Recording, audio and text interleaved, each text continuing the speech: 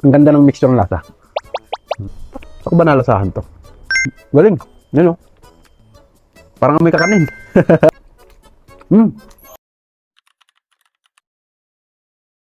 Ngayong araw ay isa na naman food tripan na magaganap. Pero medyo konti-konti lang. Hindi muna tayo mag-noodles. Dahil ngayong gabi, ang pag-uusapan natin pagkain at titikman ay ang Japanese mochi roll. Okay. Meron daw tong sweet bean paste and matcha jelly. Ayan. Hindi ko pa rin natatry ito. Okay? Buksan natin.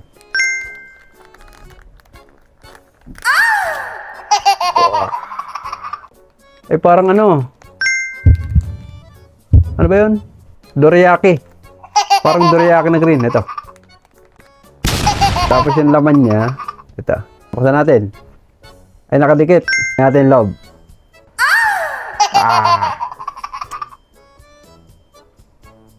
Parang may kakanin. Okay, huwag na natin patagalin ito. Mabilis lang to. First try.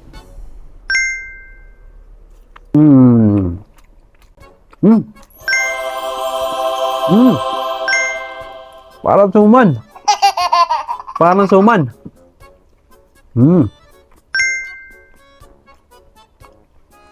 Sarap to. Ito lang ha. Kasi meron siyang ano, yung parang paste. Galing. Yun o. Kung kilala mo yung suman, parang ganito. Suman na, hindi ko alam eh, basta meron akong suman ganito na tikman. So kung mahilig ka sa suman, parang lasang suman na pancake. Hindi siya sobrang tamis. Hindi na siya sobrang tabang. Sakto lang. Hindi na siya maalat. Tapos, ito yung parang paste niya na, ayan, yung parang paste niya na kulay itim. Ako ba nalasahan to? So parang may nalasahan na akong ganito eh. Tapos ito, yung may balot siya na parang tinapay.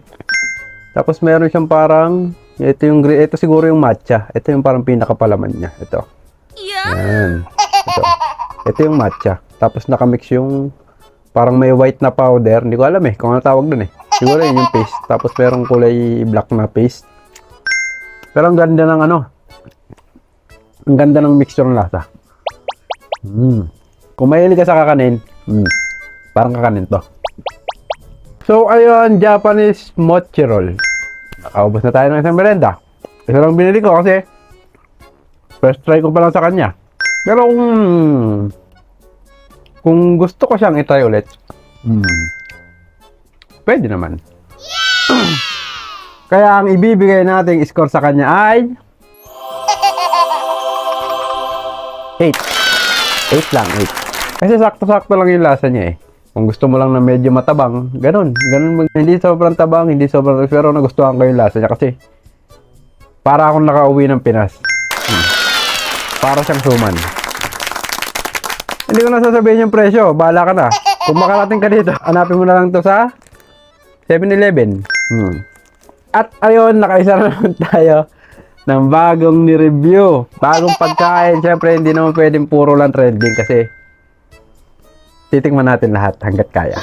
So, kung magustuhan mo tong ni-review natin, ayun yung lasa niya. Parang suman. Hindi ko alam kung ano yung English ng suman, pero bahala ka na.